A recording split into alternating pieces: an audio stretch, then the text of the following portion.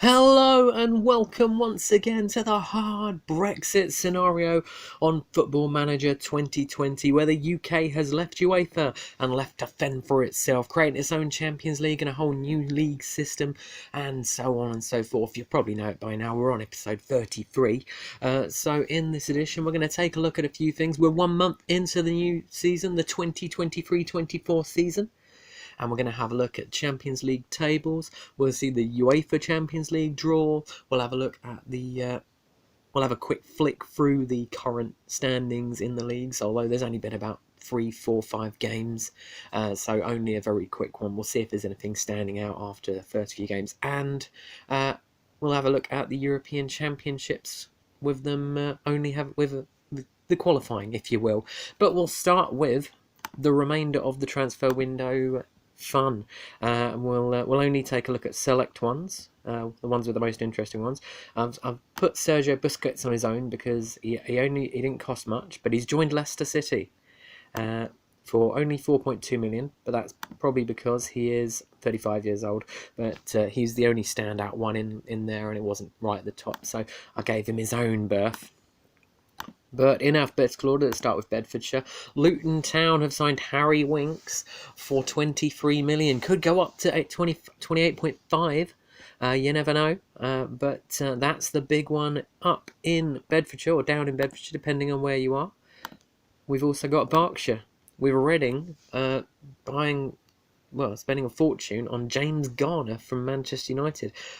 Is he even a real player? Is he a regen? No, he's a real player.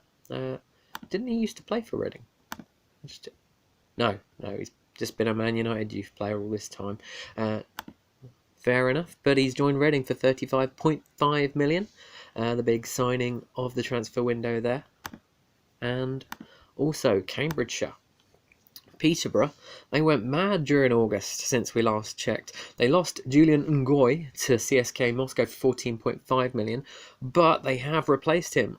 I'm guessing replaced him. They've signed Ludovic Blas from FC Nantes for 21 million, Marcinho from Celtic for 17.5 million, and Emil Kraft from Arsenal for 12.25 million. Not bad.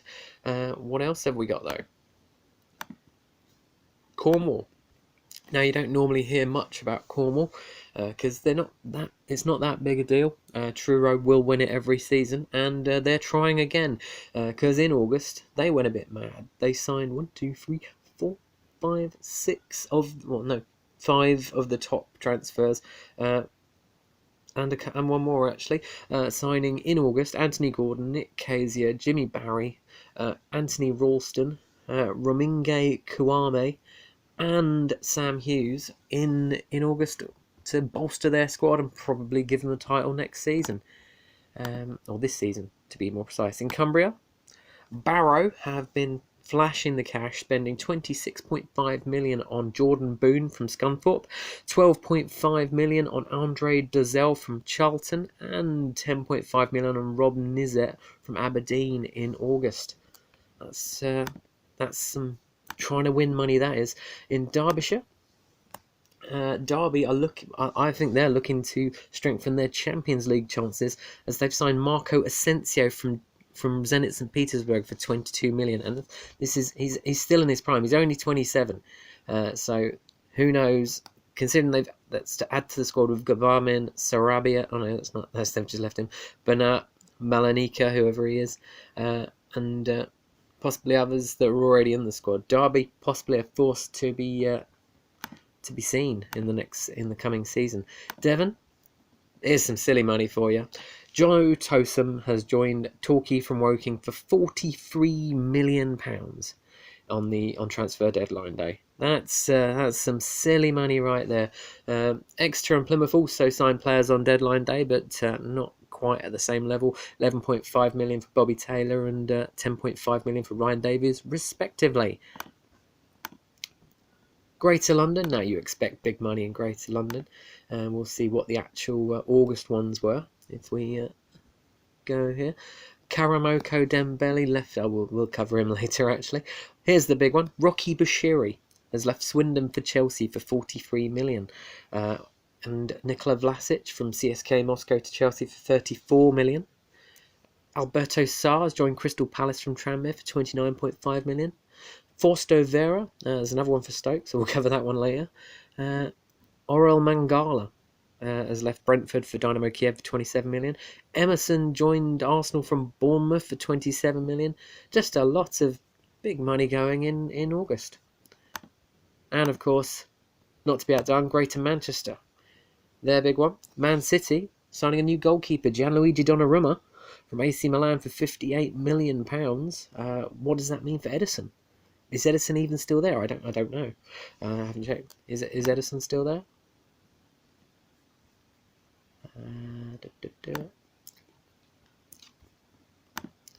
Yes, he is. So why are they signing Donnarumma? Is he doing that badly? Who knows? They also signed Alex Grimaldo from Benfica for 47.5 million, and we'll cover the other one later on. Hertfordshire. Another bit of silly money going. Stanislav Lobotka has joined Watford from Liverpool for 42 million. They've also signed Barry Crossan from Hereford for 30.5 million and Luis Felipe from Real Madrid for 26 million, which makes up for them losing Pontus Dahlberg and Nikola Maximovic. I don't know if they're good players, but they could be. Richard Murray joined Boreham Wood for 9 million as well. So Boreham Wood splashing the cash too. Go on, Boreham Wood. Challenge the big guns. Northamptonshire. And former young player of the year Adam Ida has left Norwich for Northampton for 31.5 million. That is some big money. They've also signed Pablo Maffeo from Nottingham Forest for 22 million. And Josh Sims from Ipswich for 10 million. Joe Freeman, they'd already signed Joe Freeman, but Northampton possibly bolstering their Champions League chances. You never know. Staffordshire. And as we knew from some of the earlier examples, Stoke have been at it. Signing Karamoko Dembele for 43 million, Albion Kokaj for 29 million, and Fausto Vera for 28.5 million. But trumping them all is Tamworth, who've signed Joshua Williams from Birmingham for 44.5 million. That is silly money for Tamworth, and I love it. Excuse me. Right, sorry. And we could see they've lost Joe Tosin Woking, but they've made up for it by signing Tyrese John Jules from Arsenal for 23.5 million, George Baldock from West Brom for 16.5 million, Mark Story from Leeds for 14 million, Callum Robertson from Hibs for 11.5 million, and James Tavernier from Gillingham for 6.5 million. Woking are going for gold again. But we all knew they were probably going to win the next season. Tyne & Wear, Newcastle, they've been flashing that cash. Hakim Ziyech from Manchester United for 40 million, plus Aaron Ramsdale from Bournemouth on deadline day as well for 15.5 million, plus a couple of other players. Sunderland's big deadline day signing, Omar Richards from Crystal Palace for 9.25 million. We also have Warwickshire, and before the transfer window, there hadn't been too much, but Stratford have made up for it with 16.5 million signing Connor Hendry from Leeds and 8.75 million signing Jeremy Bella from Kilmarnock. Leamington have also made a decent signing, and Julian Miller from Barnsley. Some of these Stratford and Leamington, they're making signings and they're building their squads. Nuneaton nowhere to be seen here. So I guess it's between those two this season. We also have the West Midlands, and Bernardo has left Hull for West Brom for 26 million, and Arne Sigurdsson has joined not Crystal Palace, Aston Villa for 22.5 million from Atletico Madrid. So some interesting transfers there, and Sarabia has joined Birmingham from Derby for 20 million as well. Walsall signing David Boakye from Tottenham for 17.5 million. So maybe Walsall looking to climb the table. Finally, in transfers, Wiltshire and Swindon, who spent their Rocky Bashiri money on Kian Bryan from Crewe for 40 million. They've also signed Matt Riley from Fulham for 22 million, Steven Sessegnon from Fulham also for 21 million, Kane Richie Hosler for 15.75 million from Rangers, and Dimitri Folkier has left, but they've also signed a few others. So Swindon have been spending the money, looking to stop Swindon Supermarine and Salisbury nipping at their coattails. Right, next up, we'll have a look at the European Championship qualifying and how that's going at the moment. We're almost halfway through.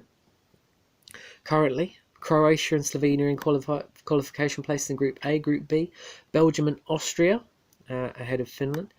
Group C, France and Kosovo are in the qualifying spots at the moment. Kosovo doing well. Group D, Poland and the Republic of Ireland are in the qualifying spots at the moment. Group E, Italy and Turkey doing well. Group F, Holland and Serbia. Portugal in a disappointing third place there. In Group G, Iceland and Bosnia and Herzegovina in the top 2 spots there. Group H, Germany and the Czech Republic, the probably obvious 2 in that group.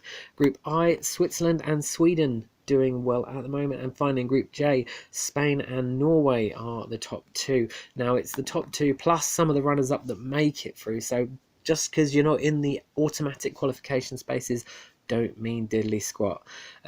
So we'll find out more from there in a couple of episodes time when we do the 1st of January 2024. We know who's qualified and what the draw is. The Champions Leagues. We'll have a look at the standings in the Brexit Champions League and the Empire League to start with, and we'll see that in there.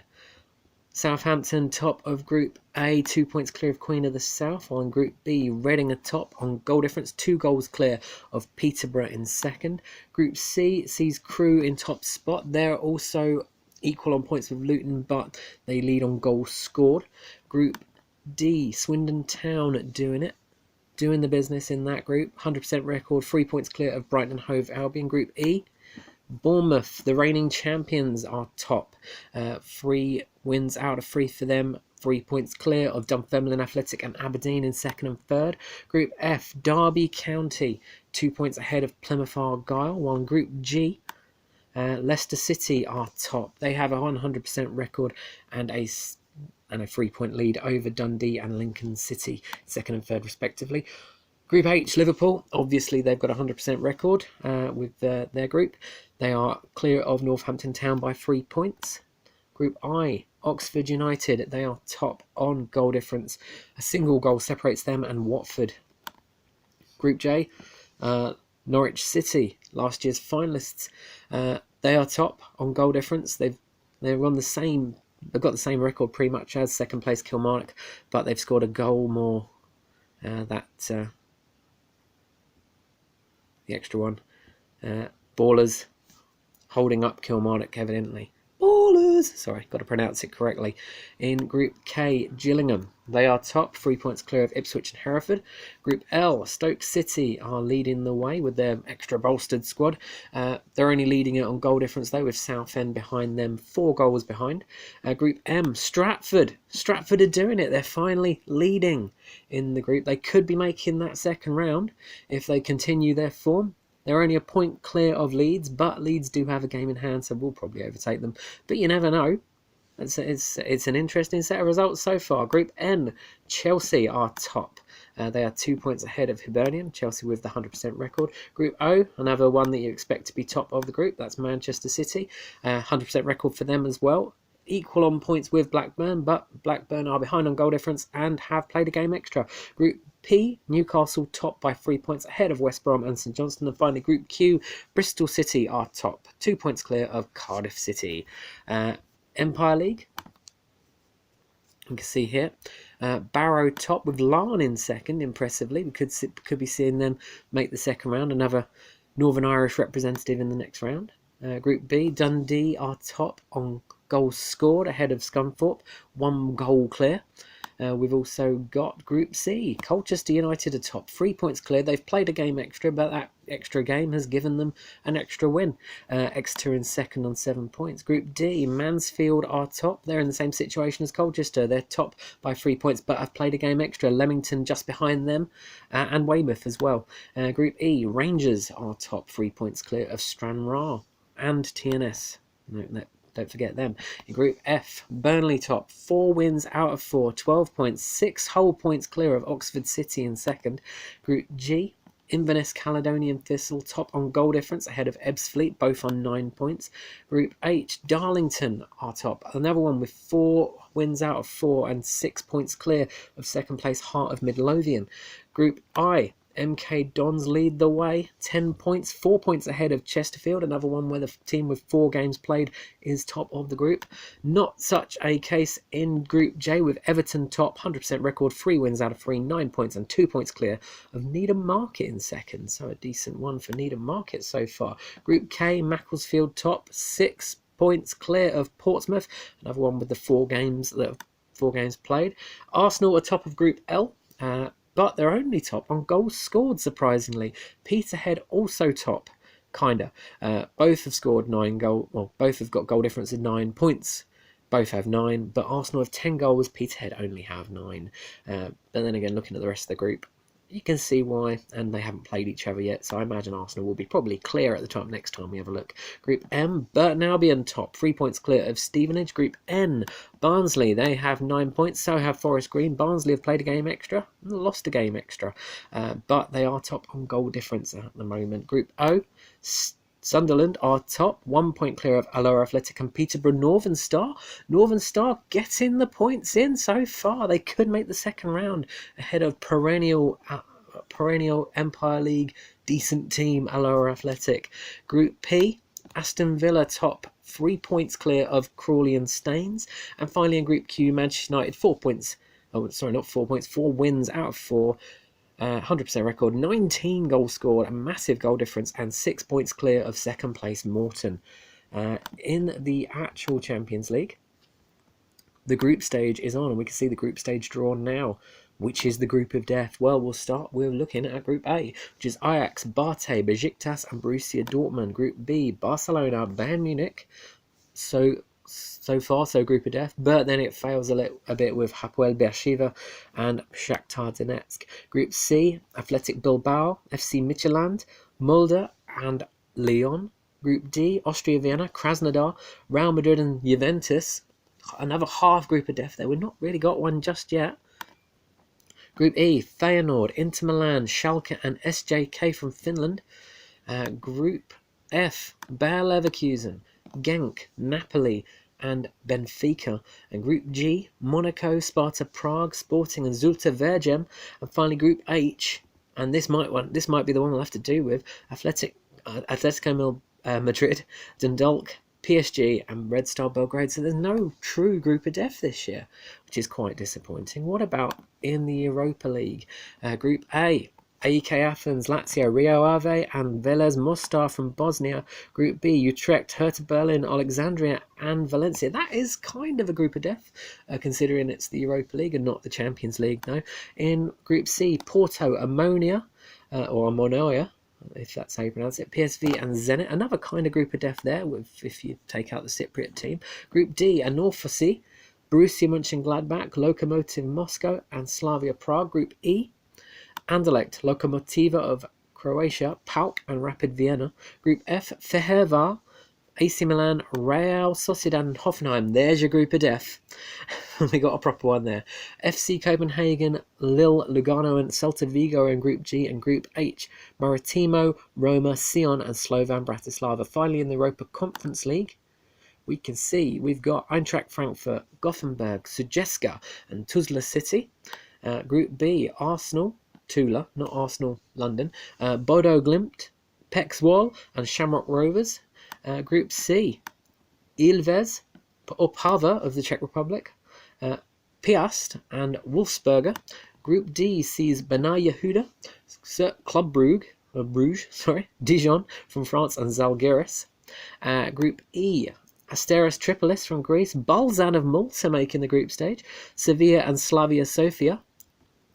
Group F, Akhisarspor, Diazgior, Lokomotivi Tbilisi and Kabbalah.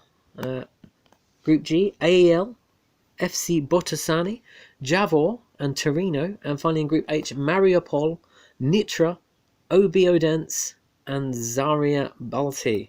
I think OB Odense is actually Odense Bold Club, so it's not OB Odense, but they're called Odense.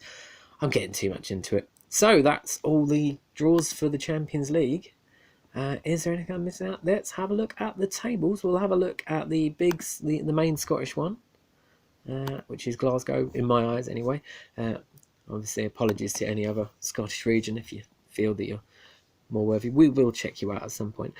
Currently, only 4 points in. Celtic and Rangers already 4th and 5th respectively, so they're already not too far behind. Queen's Park doing better than usual in 3rd place, but that's how Glasgow's looking at the moment. What about in the main Welsh leagues, which is South Glamorgan and West Glamorgan?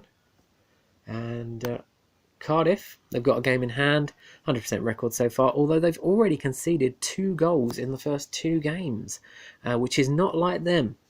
But we'll obviously see how that goes throughout the season. West Glamorgan, Swansea down in 7th, but same situation for them. They've only played 2 games less than everyone else. Unlike Cardiff, though, they have yet to concede. England, let's have a quick flick through the English leagues and see if there's anything that stands out there. So nothing there. Luton, Kempston and Biggleswade Town currently leading the way in Bedfordshire. Berkshire, Reading, Slough, Maidenhead all on 9 points, so the ones you expect. Bristol and Gloucestershire, here's an interesting one. Cirencester currently leading the way ahead alongside Cheltenham and Forest Green. Nobody with a 100% record anymore. Bristol City already lost 1 game, the reigning champions. Bristol Rovers down in 8th. Having drawn with Cheltenham and Forest Green and losing to Bristol City. That's a harsh first 3 games for Bristol Rovers, playing the 3 best teams in the league. Cirencester, they've beaten Cinderford and Cribbs and drawn with Mangotsfield, so they've not really played anyone big yet. Forest Green beating Bristol City and Gloucester, drawing with Bristol Rovers. Cheltenham beating Gloucester and Cinderford, drawing with Bristol Rovers. So it's an interesting in Bristol and Gloucestershire after 3 games at least. Buckinghamshire, Wickham and Milton Keynes Dons already the top 2, joined by Beaconsfield and Chesham for the time being, all on 9 points. Cambridgeshire, Peterborough, top already, 2 points clear of Cambridge and Peterborough, Northern Star and Wisbech, don't forget them. Cheshire, Crewe and Whitton, the top teams at the moment, both on 100% record, 9 points. Macclesfield down in 3rd already. Truro, they are top, but they're not. They're on their own. Saltash currently have the same points as them, but they have played a game extra and have lost a game. Cumbria, Barrow and Carlisle doing what's expected so far, both with 100% records. Derbyshire, they are joint top with Chesterfield at the moment. Derby, a joint top at the moment with Chesterfield. Derby leading on goal difference for the time being. Bideford are top of the Devon Premier Division. Here's a weird one. Yes, Bideford top with 12 points, 3 points clear of Plymouth, Torquay and Exeter. Plymouth and Torquay have a game in hand, and Bideford have yet to play anyone of note, basically Plymouth, Torquay or Exeter. Dorset, Bournemouth top on goal difference already. Clearly a decent goal difference there. 6-0 win over Gillingham Town probably helped them there. Also on 9 points, though, are Weymouth and Wimborne. In Durham, Billingham Town and Hartlepool, both on 9 points at the moment. Spennymoor, Darlington and Stockton, not quite at the races just yet. Essex, Chelmsford and Braintree, not the ones you're expecting to see at the top, but they're there at the moment. Southend and Colchester both have drop points already. Greater London, Arsenal, Fulham, Tottenham, Chelsea, Charlton, all on 9 points, all with 3 wins out of 3. Good start to the season for all of those teams. Greater Manchester, Man City and Man U, both on 100% records. The only teams do so far. Well, I'll say so far. They can't. No one else can now. In Hampshire and the Isle of Wight, Aldershot, Portsmouth and Eastleigh all on 9 points. Southampton dropping points already to Farnborough. So not quite what you'd expect. Hereford already 6 points clear of Ewes, Harold, Pegasus Juniors and Westfields. Already starting their domination. Boreham Wood, the only team in Hertfordshire with a 100% record, 9 points there. Watford already dropping points, as are Stevenage, against each other, so it's not too surprising. Kent, Dover, the only team with a 100% record there, 9 points out of 9. Reigning champions Gillingham have dropped points. They dropped points to Hive. Home draw. That's bit unexpected. Lancashire, Blackburn and Preston 100% record. Burnley losing straight away to Preston. Leicestershire and Leicester only team with 100% record there. as expected. Lincolnshire, Scunthorpe, Lincoln, Gainsborough all on 9 points. Gainsborough have played a game extra and have lost one to Scunthorpe. Grimsby have lost a game to Lincoln. So they're all losing to each other. In Merseyside, Liverpool, Everton, Tranmere, Marine and AFC Liverpool all on 100% records, but obviously none of them have played each other yet, so those records have to fall at some point. Norfolk, Galston are top with 7 points, but they've played a game extra over Norwich, who still have a 100% record, as do Great Yarmouth, so they'll probably get overtaken. Northamptonshire and Northampton top with 9 points, the only team with a 100% record. Corby in second on 7. Northumberland, Blythe and Tweedmouth are both on 7 points. Neither have no one with a 100% record there. Blythe and Tweedmouth played each other and drew 0-0 to ruin their records. We've also got Nottinghamshire, Nottingham Forest and Mansfield both on 9 points, 3 points clear of Notts County, Basford and Carlton. In Oxfordshire, Oxford, Northleigh and Wantage all played 4-1-4, all with 12 points. Goal difference separates them. Tame have already dropped points. Oxford City not dropped points yet, but they've got 2 games in hand on everyone else for some reason. Shropshire, TNS top with 7 points, on goal difference, 1 goal clear of Whitchurch, but Shrewsbury and AFC Telford both have a game in hand and still have 100% records, so will probably overtake. In Somerset, Yeovil, Bath, Poulton, all with 3 wins out of 3. Bridgewater 2 points behind them. Staffordshire, we know 100%. Well, there are. Sorry, Stoke and Burton both have 100% records, but they're not top. Tamworth and Stafford. I was going to say Tafford and Stanworth. Not quite that. They're on both 10 points after draws with Port Vale and Stafford Town, respectively. Suffolk, Ipswich, top with 100% record. Only team with one. Oh no. Looking further down, Needham Market have one as well. Sorry, they've just got a game in hand. Newmarket and Leicester ahead of Needham Market, but they can win and overtake. Surrey, Woking, 100% record for them, 9 points, only team with it. Walton and Hersham, Dorking, Ashford, Middlesex, Leatherhead and South Park all just behind on 7. In Sussex, Brighton lead the way on goal difference ahead of Crawley, both with 3 wins out of 3. Burgess Hill on 7. Newcastle United, South Shields, Sunderland and Gateshead all have 100% records in Tyne Wear. North Shields, disappointing so far, 2 defeats. And they were against Newcastle and Gateshead though, so not too bad. Warwickshire, Leamington leads Stratford at the moment on goal difference. Both have 9 points, but Stratford don't have as many goals. Clearly, Nuneaton down in 4th. Rugby getting in there maybe, you never know. West Midlands, Aston Villa, Walsall, West Brom, Wolves and Hales Owen all on 9 points, all with 100% record. Birmingham and Coventry drop points already. Wiltshire, Swindon, Laverstock and Ford and Swindon Supermarine have the 100% records there. I imagine that Swindon will probably get a clear lead soon thanks to those new signings and the money they got for Rocky Bashiri from Chelsea. Worcestershire, no 100% records there. Kidderminster, Worcester and Redditch have all got 7 points, but have all drawn. Kidderminster drawing with Alvechurch in the end, so unlucky for them. Alvechurch also unbeaten, so well done to them, kind of 2 points behind the others. Yorkshire, Bradford, Doncaster, Huddersfield, Leeds and Sheffield Wednesday are the front runners after 3 games, all with 100% records, all on 9 points and all 2 points clear of 6th place Guiseley, which is a strange one. Guiseley, they are unbeaten, 2 wins against, they haven't played anyone massive just yet. Middlesbrough down in 9th and Barnsley down in 13th, but who have Barnsley played? Big teams so far. And that is it.